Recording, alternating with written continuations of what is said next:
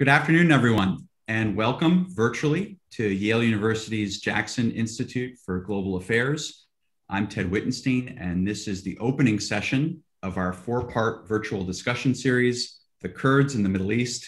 We will introduce our distinguished guests in just a moment. As a reminder, all attendees have their volume and video muted, but we're eager to incorporate your questions. You can submit those using the Q&A feature in Zoom, and we are recording this session and will distribute and post the video afterwards for the benefit of everyone. Moreover, in collaboration with Majid Glai and the Rudaw Media Network, we're delighted to live stream this session through Facebook and broadcast live to the Kurdistan region of Iraq, which is a welcome first for us and a wonderful way to amplify the reach of this important discussion. This conference is a partnership between the Jackson Institute and the nonprofit organization Justice for Kurds. We're so grateful for the visionary leadership of Thomas Kaplan and Bernard-Henri Lévy, along with the support of Emily Hamilton and their great team. And we're especially thankful to the Honorable President Barzani, Kurdistan Regional Government Representative to the United States, Bayan Sami Abdul Rahman, and Omar Rashid and Niaz Barzani from the President's team. Their invaluable participation elevates the quality of this conversation and incorporates regional perspectives in such a meaningful way. As many of you know, this group first convened on the Yale campus last February, just prior to the pandemic, and we're eager to revisit many of those key themes in this virtual format. These one-hour virtual webinars will take place every Tuesday until May 4th. So for the next 4 Tuesdays, from 12 to 1 p.m. Eastern Time. So we hope you'll tune in again next Tuesday at the same time on April 20th for our second session, which will focus on regional power competition in the Kurds, featuring General David Petraeus and Ambassador Dennis Ross. Today's moderator is Jackson Senior Fellow Emma Skye, Director of the Maurice R. Greenberg World Fellows Program. She's an exceptional scholar and practitioner of Middle East politics, to include many years of extraordinary service in Iraq, working hand in hand with Kurdish counterparts. She's a close colleague, mentor to so many students at Yale, and one of the principal organizers of today's gathering. So I'm now going to turn it over to Emma to introduce our special guests, as well as mute my own volume and video so we can focus on the panel discussion. So thanks so much, and over to you, Emma. Thank you, Ted. And allow me to introduce our speakers. Nechirvan Barzani is the president of the Kurdistan region of Iraq. He took over the role from his uncle Masoud Barzani in 2019. He previously served as the prime minister of the Kurdistan regional government. He has pursued a foreign policy based on enhancing regional and international cooperation to strengthen peace, stability, and development. More than 30 countries have opened official representation offices in the Kurdistan region. He has been instrumental in developing the oil industry in the region, and most importantly, in promoting women's rights. He was born in Barzan, the grandson of the legendary Mustafa Barzani, and he's a dear friend to today's panelists, as well as those in the sessions to come. Our second speaker is Tom Kaplan. Tom is an investor, an environmentalist, and advocate for humanist values. He is someone who cares deeply about our world. He is chair of the International Alliance of the Protection of Heritage and Conflict Areas, has a long-standing connection with the New York Cultural Center, the 92nd Street Y, and he has the world's largest private collection of Rembrandt, which has been exhibited in Abu Dhabi, Russia, and China. And he and his wife founded Panthera to protect big cats, as you can see behind him. And with Bernard-Henri Lévy, he co-founded Justice for Kurds, which seeks to raise awareness of the history, culture, and aspirations of the Kurdish people, and their contribution to the fight against ISIS as an ally of the US. He was awarded the Legion of Honor and the Order of Arts and Letters for services to France. And our third speaker is Bernard-Henri Lévy. Bernard is a French philosopher, activist, and filmmaker. He's the author of over 30 books, including works of philosophy, fiction, and biography. His most recent book is The Virus in an Age of Madness, and he's written extensively on the ground from war-torn countries. He's made 2 documentary films about the Kurds, Peshmerga and the Battle of Mosul. So let's start with a speech from President Barzani from Erbil.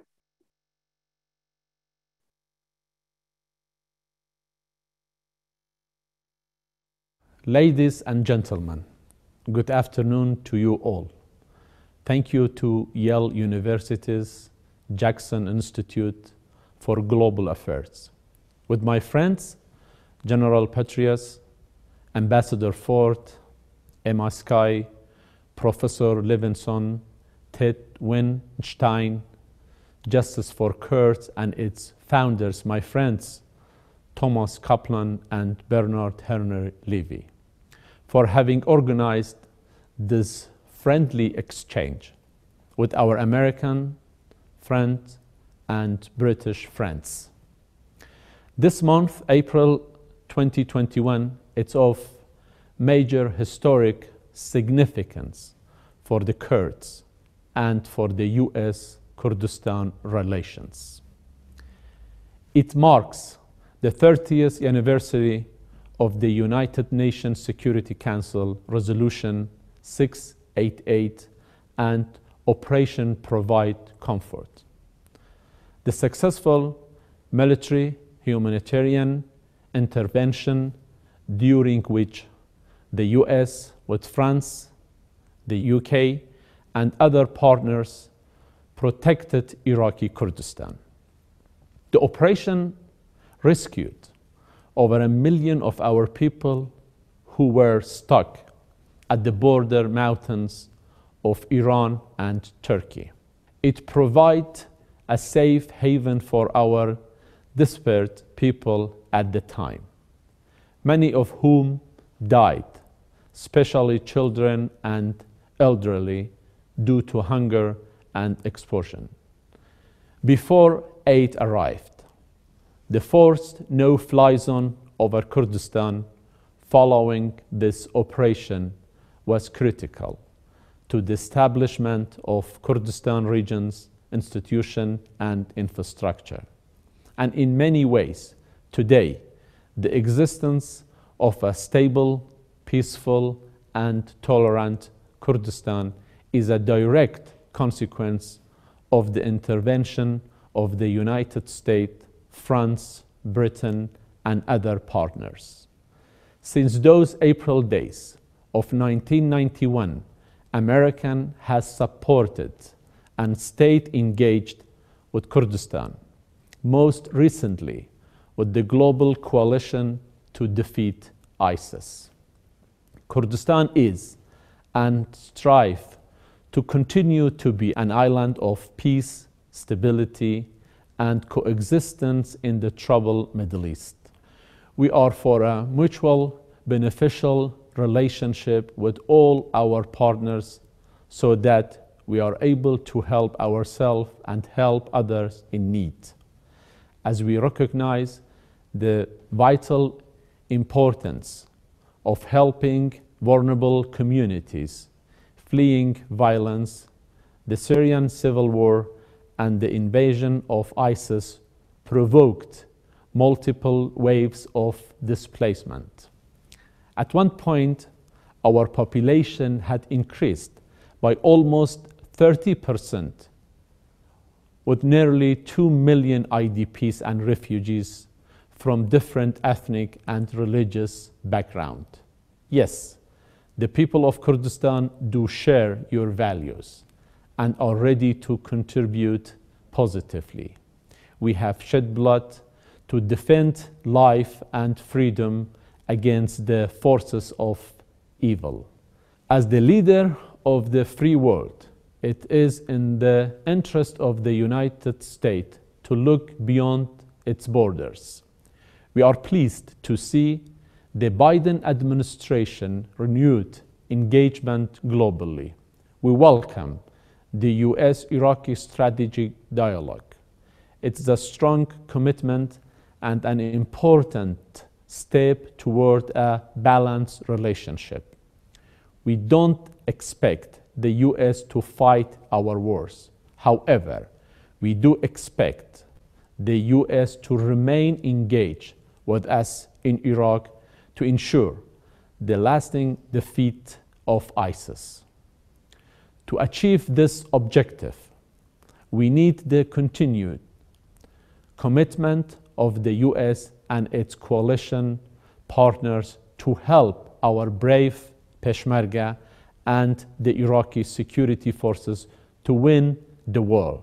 The establishment of the no-fly zone 30 years ago gave us the hope and the space to set the foundation of Kurdistan today as a stable and peaceful part of Iraq and a reliable ally to US and the international community.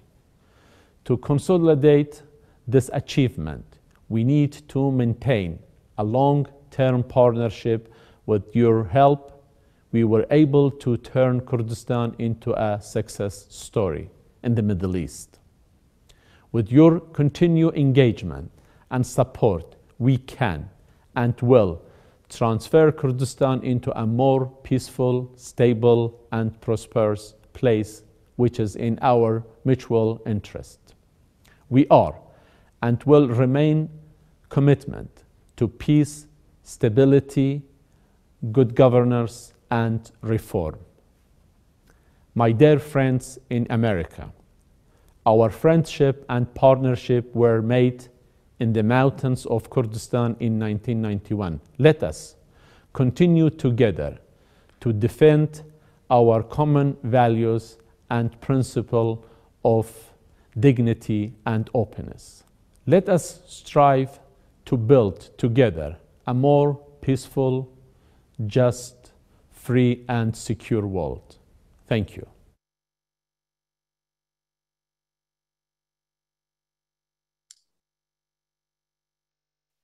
And thank you to President Barzani for that speech. And while he was making that, I just got a message from President Barham Saleh, who is watching this live. So I'd like to kick off and ask Tom a question. We heard President Barzani note that this month marks the 30th anniversary of UN Security Council Resolution 688 and Operation Provide Comfort, when the US, UK, and France imposed a no-fly zone to protect the Kurds from Saddam Hussein.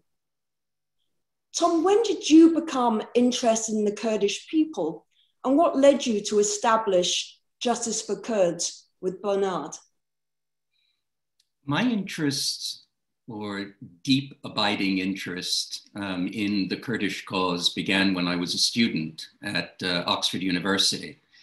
I had become active in the early 1980s in the political scene to the extent that I was the Oxford University representative for the Relief Committee. And as I subsequently went on to do my doctorate with Sir Michael Howard, I chose to focus on military history and even deeper, counterinsurgency. As part of my familiarizing myself with the various insurgencies and examples of guerrilla warfare, I came upon the story of the rebellion carried out by the legendary Mustafa Barzani. And I was deeply affected by it. I was deeply affected by the betrayal which had taken place in 1975 with the Treaty of Algiers, in which the Shah withdrew his support for the rebellion in exchange for a few meters of the Shatt al-Arab, and left the Americans and the Israelis, who were supporting the Iraqis against Saddam, to have to leave. And they were in tears. It's not the first time that the Kurds have been betrayed. It's perennial, unfortunately. It's not the first time that those who've served with the Kurds and know their bravery have had to leave their Kurdish partners in tears. But stayed with me. And many years later, decades later, just by happenstance, my wife Daphne and her mother Mira and I were having dinner, and they said, you know, we watched Bernard-Henri Lévy on Charlie Rose last night. You two should really be friends. And I said, I never thought of Charlie Rose's show as a buffet, but I watched the show. And although, you know, later onset relationships such as Bernard and I have are rare, I agreed. And I said, I hope that this will happen. And some mutual friends arranged for us to meet in Paris. And we got to talking about our mutual interests. And we bonded over the subject of the Kurds. And we have many, many shared interests. It's an unusual relationship. Bernard, of course, is a magnificent creature, a star. And we've just found that we're incredibly symbiotic, not remotely territorial. We divide responsibility quite seamlessly. And we see ourselves as soldiers back to back with swords drawn.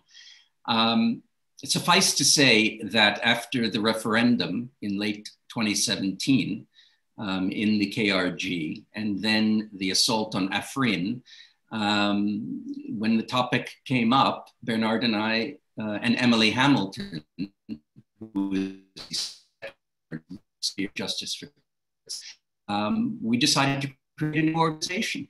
And that was the beginning of the relationship. Bernard, of course, was deeply enmeshed with the Peshmerga and the fall of Mosul and his documentaries, and is still to this day, I believe, the Kurds' greatest advocate in the West. I'd like to think that I'm gaining on him, but still distant, but still working at it. And I began to focus on inklings that I had in 2018 that the vibrations coming out of Washington regarding Rojava were very disturbing, and sadly, despite our best efforts, came to pass. Well, thank you, Tom. Can I now turn to Bernard and ask you, Bernard, where does your interest in the Kurds stem from?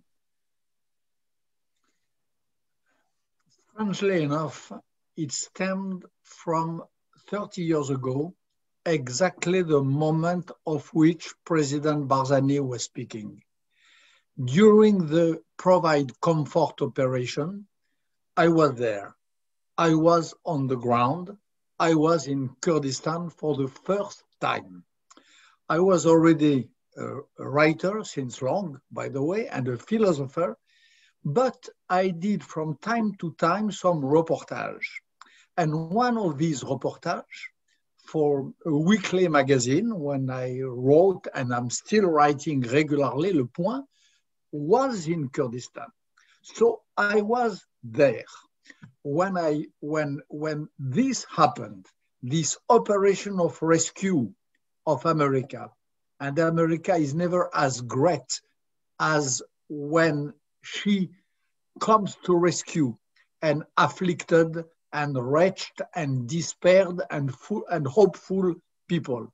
And I was there when I saw this incredible burst of joy of the Kurds, who saw for the first time since in their whole history the ray of hope of a possible real future.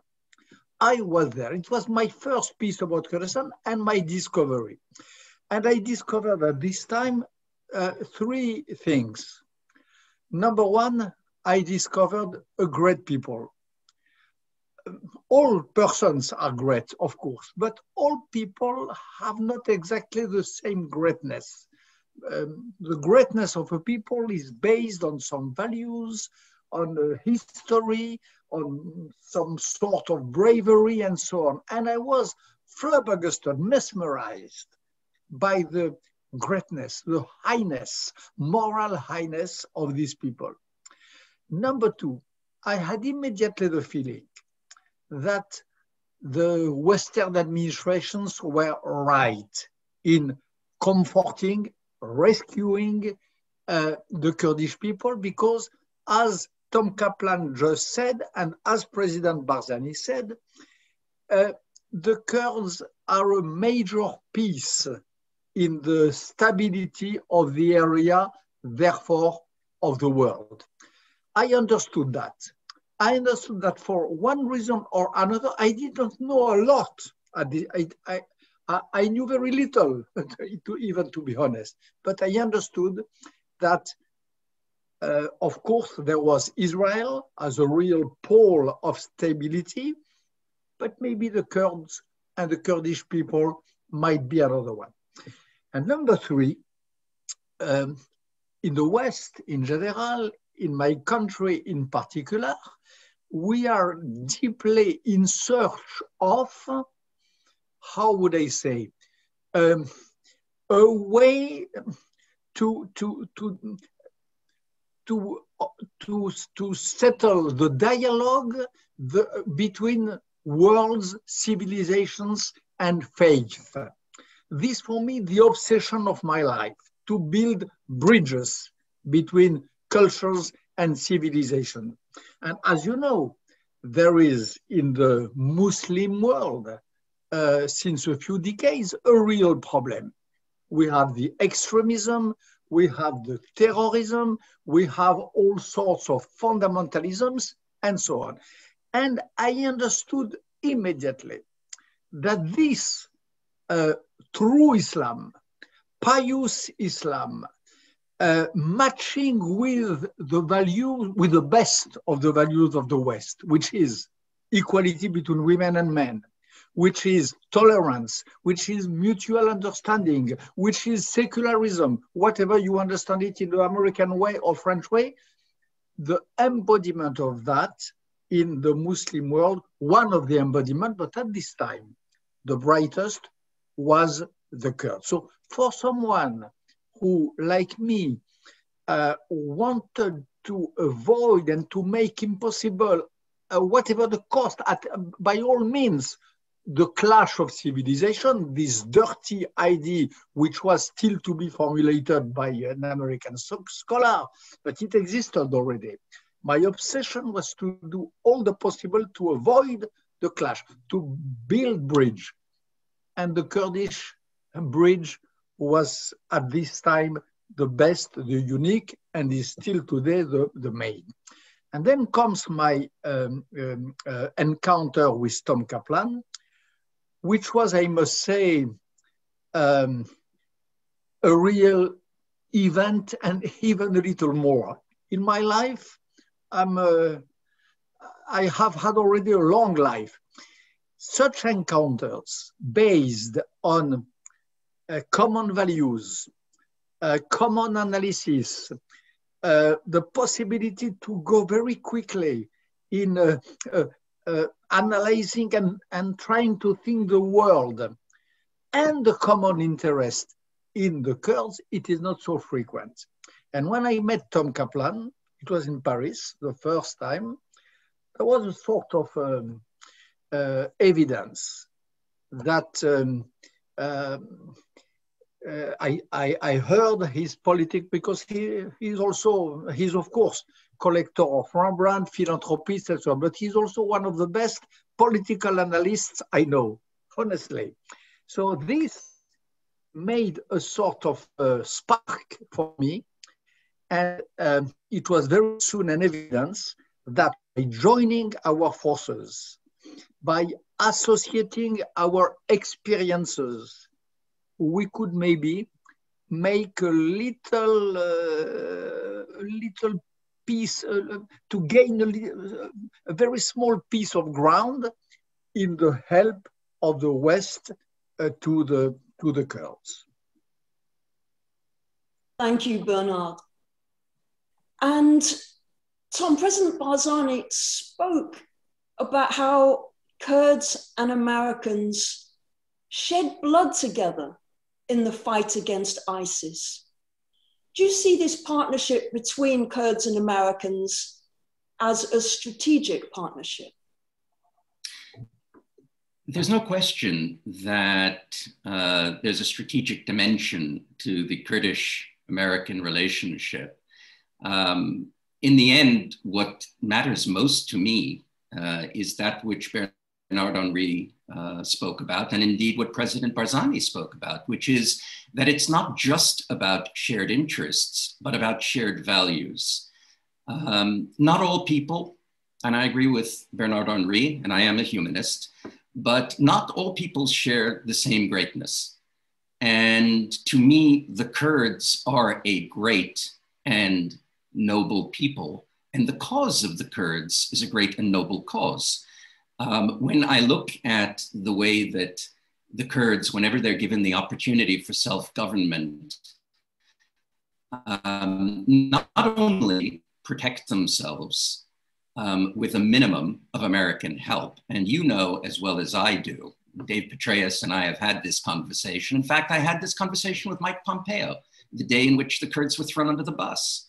And he and I had dinner together. And I began the conversation by saying, I'm not going to spend the rest of the dinner beating you over the head, tempted as I am to do it, because we have a big agenda. But I can't imagine that you can defend what the administration just did, because nobody with a soul, with integrity, with decency, with honor, with fidelity to a partner could possibly condone what just happened.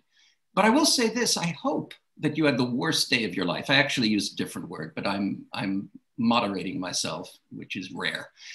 And although I said that I wouldn't go back to it, I did in fact go back to it several times during the evening. And at one point, Mike, who's a West Point grad, said, you know, if I had to show a textbook case of what a great partner and ally looks like, it would be the Kurds. And, you know, different people express their frustrations in different ways. Mike in his way, but great people like Jim Mattis and, you know, Brett McGurk, certainly with the case of the Rojava Kurds, they couldn't take it. And the truth is that, what do you say about a people who lose 13,000 dead, 23,000 wounded, take in refugees, enfranchise women, show tolerance to different religions, and yet also win the battles? We don't have very many people who, if you want to be coldly practical about it, serve as our surrogates or proxies and actually win stuff. We really don't. And the Kurds not only won, but instead of doing it through brutality and martial law and suppressing rights, those people who sought sanctuary with them gained rights that they'd never experienced. The level of tolerance under wartime conditions was extraordinary. And so, yes, there is a strategic dimension, but it's a dimension with values. With the Kurds, the United States has the opportunity to back an ally who they can be proud of. You heard President Barzani. The ability to be able to say the things that he said, how many people in that region can do it? You know, right now, we are dealing with a struggle between light and darkness in the Middle East. The Emiratis are part of the solution. The Israelis are part of that solution. The Saudis, without whom there could be no Abraham Accords, and who are trying to reform and go forwards while Turkey is going back and Iran is going back. The Kurds are part of the solution. Can anyone look at the Kurds and say, oh, we don't want to see a Middle East that looks like that? No. You would say, this is the kind of Islam that should be encouraged. There are many different versions of Islam, and many of them can be encouraged, but certainly the Kurds are not part of the problem, they are part of the solution. And if the United States wants to limit its footprint in the region, they could do far worse than making sure that those who stand together to pursue not only those things that we hold dear as our values and mutual tolerance and respect, but also are willing to defend themselves without America's shedding its own blood.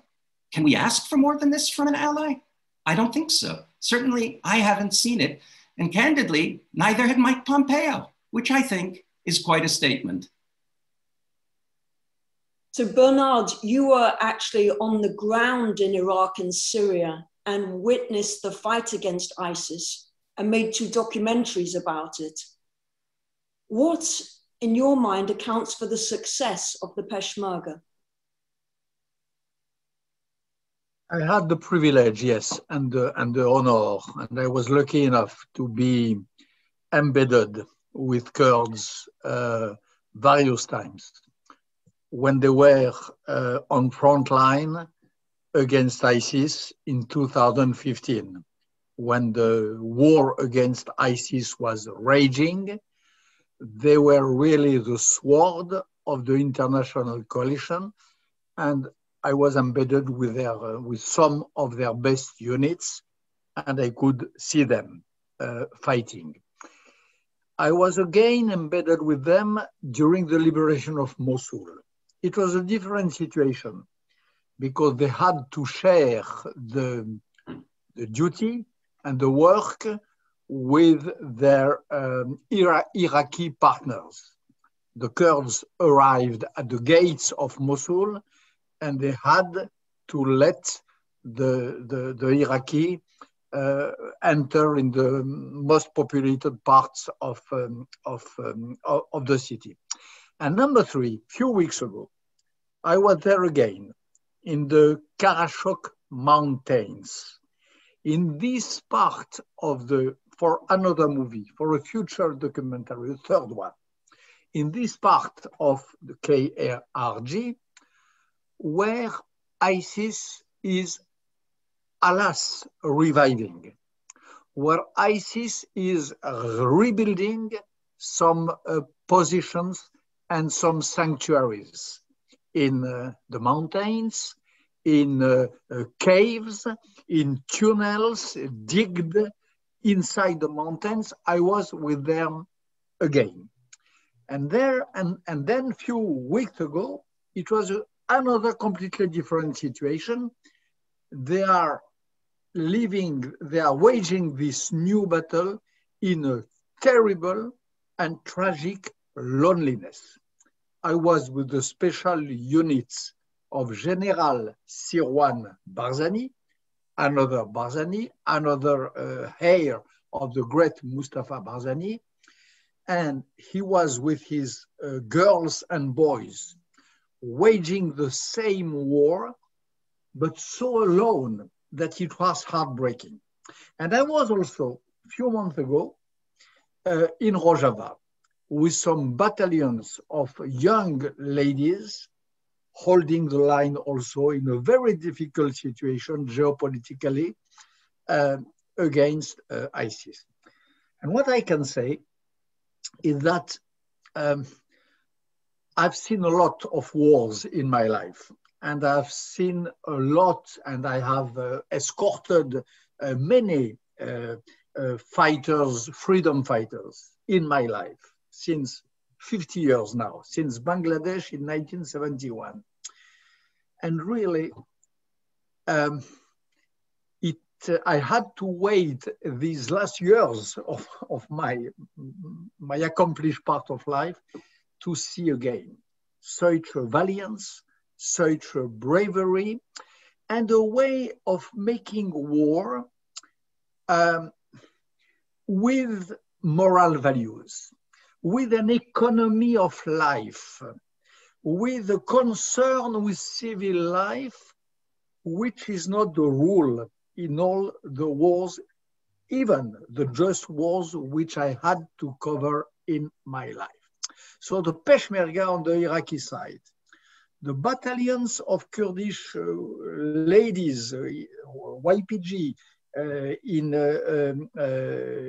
Rojava, they really incarnate a way of joining ethics and the necessity sometimes of making war, which has very few examples in the world. There is one, which is Tzal, which is Israel. And I've always been stricken by the number of similarities between most of the fighters in Kurdistan and the fighters of IDF, of Sahel. This way of doing, as I say in French, la guerre sans l'aimer, the war without liking it, without being fond of it. The war when you are compelled to do it, when you dislike to do that, and when you know that you have to win it because it's a matter of life and death.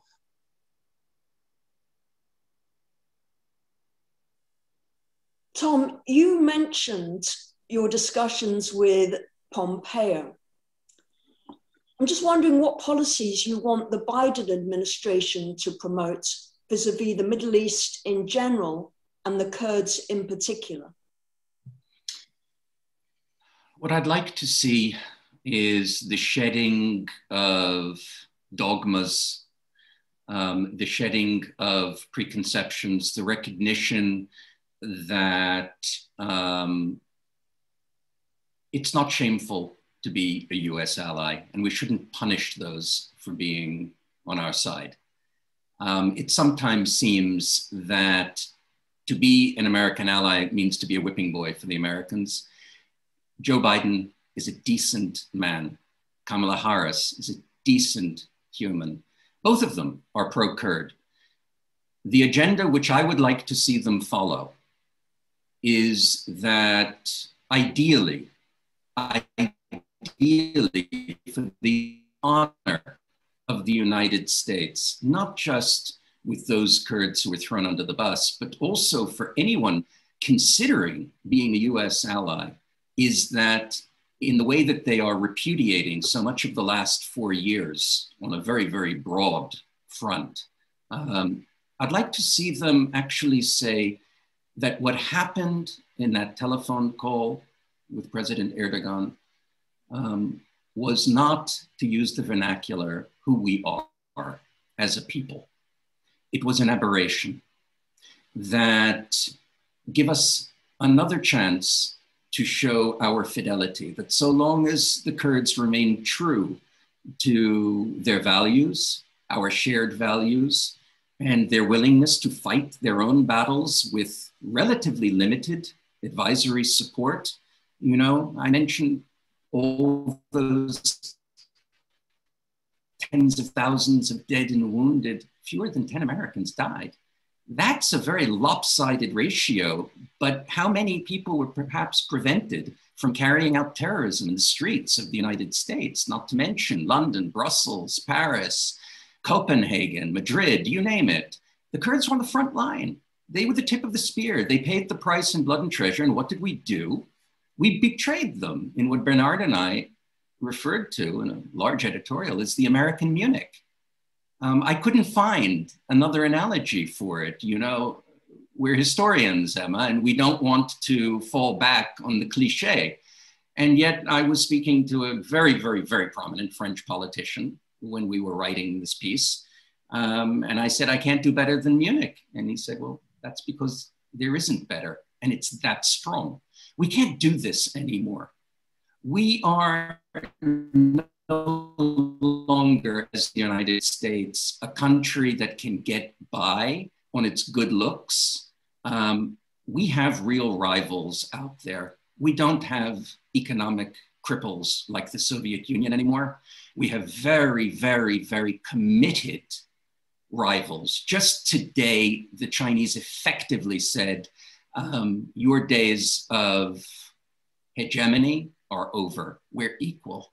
Well, you know what? They're going to be more than equal very, very soon.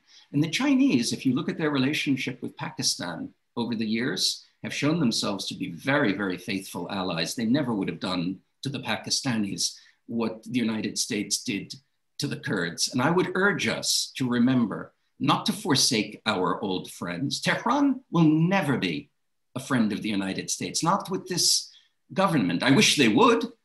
You know, the smartest move that Iran could make is to take an off-ramp on its policy, reach across the divide to the Israelis, and that would be it. Game over. The sanctions would be gone. The risk of military attack would be gone. for zero downside. The Iranians couldn't care less about Israel. They don't do it because they put more faith and desire in wanting to kill Jews than in their own national interest. Does that sound familiar? But they could put themselves on that off-ramp. I don't have to tell you what's going on with Turkey. Turkey is abiding by a Leninist precept, thrust with a bayonet. When you encounter mush, proceed. When you encounter steel, withdraw. We need friends. We need allies. We have them. We have them in Jerusalem or Tel Aviv, depending on what you want to call it. We have them in Abu Dhabi. We have them in Riyadh. And we have them with the Kurds. We have got to remember that if we do not want to lose a peaceful competition with China, we're going to have to show more faithfulness and steadfastness with those who, when they wake up in the morning, don't dance with glee if something has happened to the United States overnight that is damaging. I assure you, there are capitals with whom we treat every day where when something bad happens to the United States, they may not pop champagne corks, at least not in public, but they're happy about it. That's not the case in Erbil. That's not the case in the Gulf states. It's not the case in Israel. Wake up. These countries are coalescing with each other. They're finding common cause. They're tired of being an alliance of orphans. We need to embrace that because nobody's perfect, but they come closest to it in a region which is dominated by tyranny, intolerance, and barrel bombs. That's not who our friends are. That's what I would like to see the Biden administration do. Say to the Kurds, that's not who we are. We are with you. We will support you. We share your interests and your values, and we appreciate what you represent. Bernard, would you like to comment on what Tom just said? My comment is that I could not say better, and in English I would probably say worse, but I agree 100%. The Kurds were betrayed recently in the last few years twice. The Iraqi Kurds during the referendum, when we dropped them flat, literally, and then the Syrian Kurds when they were invaded by Turkey. And when the previous American president chose this moment, or even preceded it, by announcing the retreat of the American fighters. So these two examples are really, I felt them as moments of shame. And I say that as a real friend, more than friend, a lover of America and of the Western values. But I was ashamed. I remember I was in the President Barzani. He was then the Prime Minister of KRG in 2017 during the revolution and before the attack on Kirkuk. I was with him, with a few of his friends, advisors, and commanders. This dramatic night when the world understood that the then State Secretary, Rex Tillerson, was clearly saying, and that he meant it, that the Kurds could go to hell. America will not lift the finger to help. There was such an incomprehension, such a sadness, such a silent revolt in the faces, in the voices of those who were there around the table and Prime Minister Barzani. I said to myself this day that I will really do all that I can to repair that, to contribute to the reparation of this shame. By all means, I called at this time with President Barzani from his dinner room, President of France, We spoke with Tom Kaplan, with a few other friends, and we did our best to contribute, avoiding the worst. But we are close to the worst. And the worst could have been a real bloodbath, a real carnage. Remember those American Abrams tanks in the hands of those who were crushing, who were attacking the Kurds. Remember Soleimani, the Iranian Qasem Soleimani, on the battlefield, leading the Shia militias and leading the assault against Kurds. It was a dramatic situation. And I will never forget this, this moment of self-inflicted shame for us, the Westerners, America, and being big part of Europe. So there's lots of questions coming in from the audience. And one of them, Tom, is, one of the most difficult issues now is rebuilding Syria. The infrastructure needs rebuilding. Who is going to do it? How do you think? Well, that's a tough one. There is not a tremendous amount of appetite for people to rebuild Syria, which is ruled by Hafez al-Assad. And, if you break it, you own it.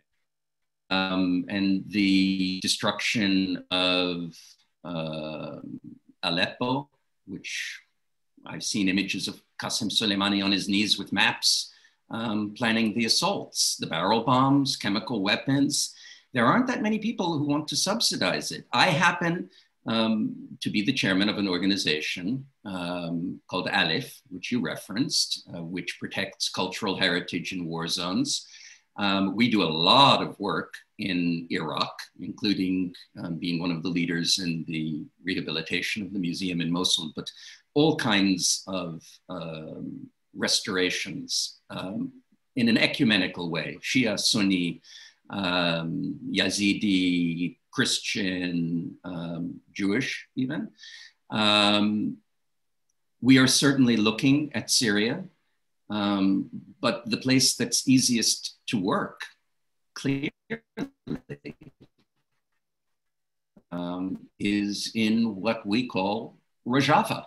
So even just looking at it from an ecumenical standpoint, Aleph began as a Franco-Emirati initiative, and I was asked to chair it by the president and the crown prince. Saudi Arabia is very big in this, of course. So Morocco, Bahrain, Kuwait. Great honor to be able to do this. Syria is an issue which comes up, obviously. We want to treat everybody equal, but that also means being able to get access and to be able to work. I don't know where that money is going to come from, but I hope it does. But I just, Iraq is thus far is a lot easier. Certainly in the Kurdish region is extremely easy, but also throughout Iraq.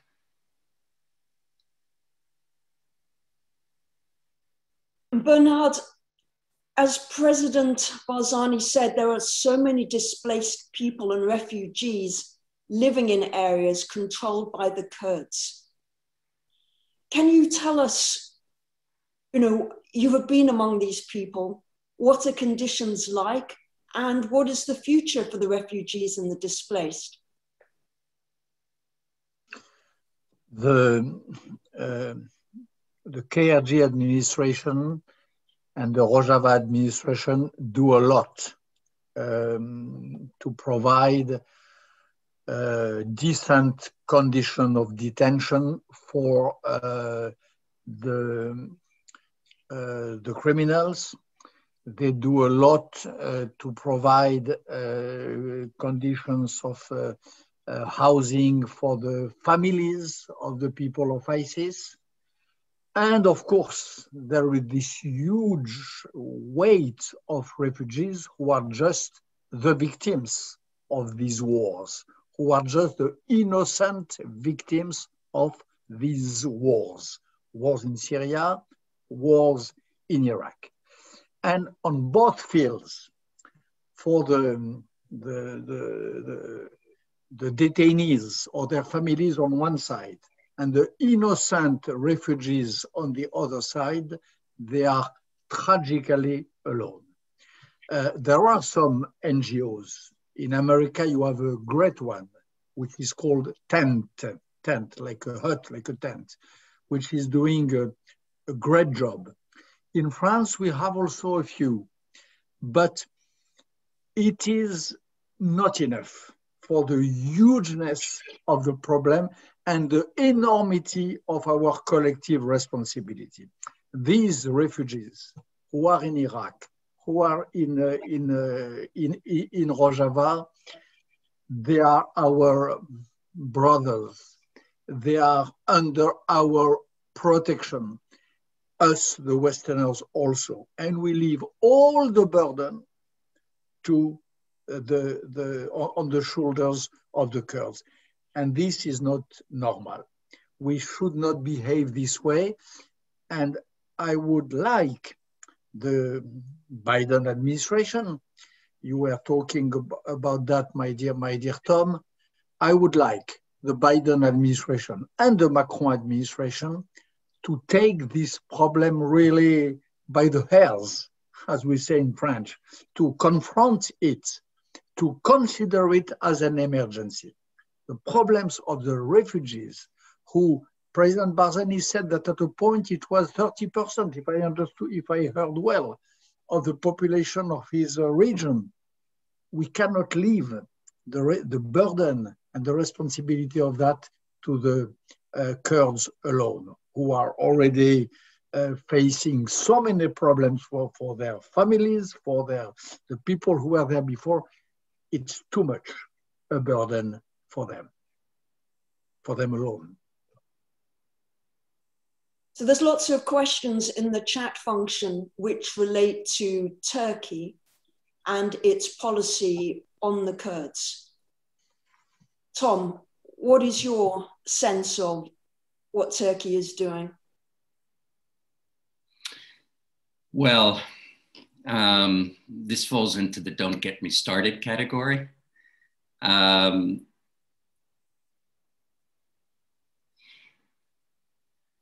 The Erdogan, I'm not going to say that this is any more a national sentiment any more than I would say that the regime in Tehran represents the will of the people. I believe in free and fair elections in Iran. After 2 elections, you'd have probably the most pro-Western government in that part of the world. Similarly, I think if we do not see the Turkish institutions continue to be dismantled and democracy going backward in Turkey, we would have a very different situation. However, you have to deal with the governments that you have, not the ones that you wish were there. What Turkey has gotten away with in the Eastern Mediterranean, in Northern Syria, in Western Iraq, in Libya, and the Red Sea, most recently in the engagement in Armenia, which is, of course, appallingly resonant. Someone has to call time on this. I personally think that were Turkish membership in NATO to come up now and they were not a member, that they wouldn't even be considered. This is a tragedy. When I grew up, it was the Greeks who were the leftists and the anti-Americans, and it was the stalwart Turks who you could count on. When you look at the way that the Turkish government has thumbed its nose at the United States with the S-400s, with the maritime arrangements, arrangements in the Mediterranean with support from some really, really rancid characters, some of whom it's exported to Libya as well as to Armenia.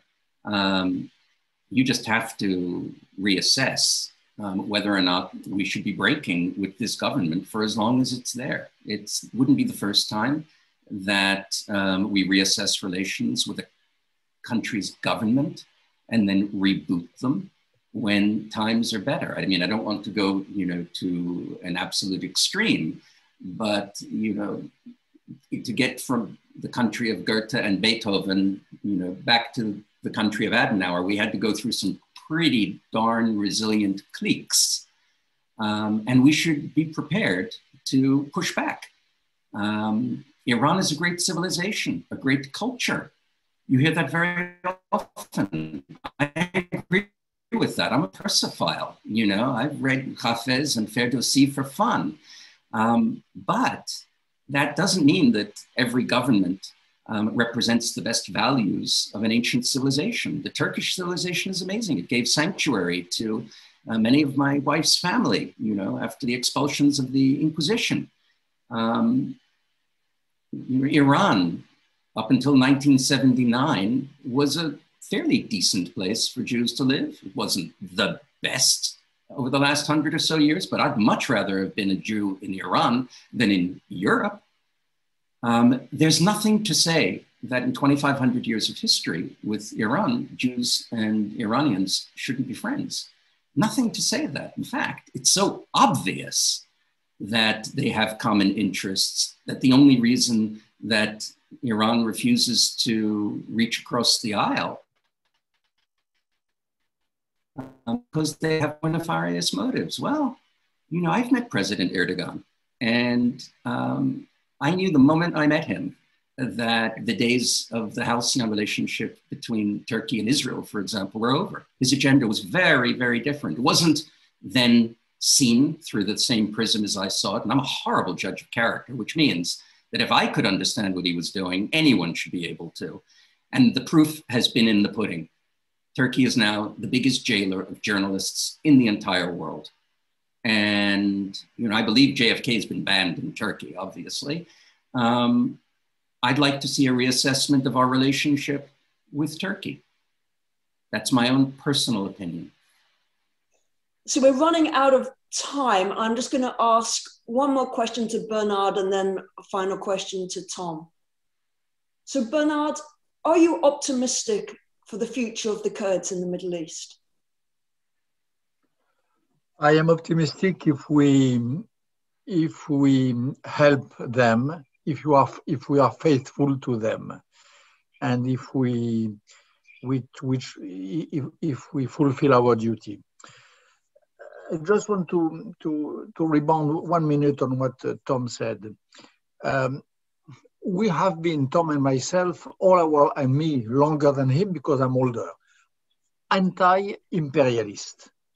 I have always been, since 50 years, against imperialism. I knew when I was a child, when I was a teenager, the end of French imperialism in Algeria. I hated French imperialism. I was 14 or 15 years old, and already I was a militant against French colonialism. My first demonstrations in the streets of Paris or whatever was against American imperialism. I remember in Vietnam. I was against that. I hated that. I loved America, but I hated this face which America did show in this part of the world. Today, who are the imperialists? It is Russia, it is China, it is old Persia, which is now Iran, and it is neo-Ottoman Turkey. So, of course, we don't have anything against the greatness of their civilizations. But when a civilization turns into a will for empire, then any humanist, any liberal, and any leftist, you mentioned the word, the word before, has to stand against that. The Kurds are doing it, and my feeling, I'm optimistic for them, under the condition that we come to their support in that. Tom, the final question to you. There's a lot of comments in the chat and a lot of people are asking, how can we help Justice for Kurds? And there's a lot of expression of gratitude from Kurds wanting to help, Kurds in the diaspora wanting to help. How can people help? I'm incredibly gratified to hear that the response is so positive. I'm not entirely surprised. When we began Justice for Kurds, the first thing that we thought to do was to reach out and create an advisory council, people to whom we could access to help us advocate for the Kurds, to keep the Kurdish cause front and center. And the most astonishing thing about it, and I would urge anyone who has expressed an interest to help Justice for Kurds, go onto our website. Take a look at the advisory council first and foremost, and ask yourself, when was the last time that you saw for a political movement such an extraordinary reaching across the divide between left and right, between races, between geographies? It's a movement. And what that represented, which I think came as a shock to the Kurds, was that they had many, many more friends than they thought. You know, there's an old adage that the Kurds have, that they're only friends of the mountains. And what we proved, very, very quick tempo, was that there are a lot of people who want to be part of the Kurds mountain chain. And we provide that vehicle, we provide that platform. We're doing as much as we can full frontal, and we're doing as much as we can behind the scenes. If anyone wants to be involved with Justice for Kurds, please reach out to our executive director, Emily Hamilton. By the way, people really, really, want to roll up their sleeves and get in with us. I'm certainly willing to engage with them personally. This is something about which I know that I can speak for myself, and Bernard has already proved it many, many times over. We're all in. We believe that for the Kurds, the time has come. I hope that it won't be as a consequence of the fog of war, but the reality is that the Middle East is changing. As I said, the Kurds are part of the solution. We want to make sure that their interests are upheld front and center. We're all in, and please reach out to us. And if there's any way in which you feel that you can help, you're knocking on an open door. And for that, I can tell you that as honored and as privileged as we feel that we are to be able to uphold the banner of this great and noble people who have sacrificed so much for our common good, we're unbelievably grateful to anyone who wants to join with our band of brothers and sisters. And we thank you. Well, Tom and Bernard, thank you very much. Ted, back to you. Oh, thank you, Emma. Thank you, Tom, Bernard. Terrific conversation. Thank you so much to President Barzani and his team for those wonderful introductory remarks, which I think will set the stage well for this four-part virtual discussion. And we very much hope to see many of you next Tuesday at the same time. Our discussion on regional power competition will dive into the geopolitical dimensions of the Kurdish situation in greater detail, featuring General Petraeus and Ambassador Ross. Really looking forward to it. Thank you, everyone, and be well.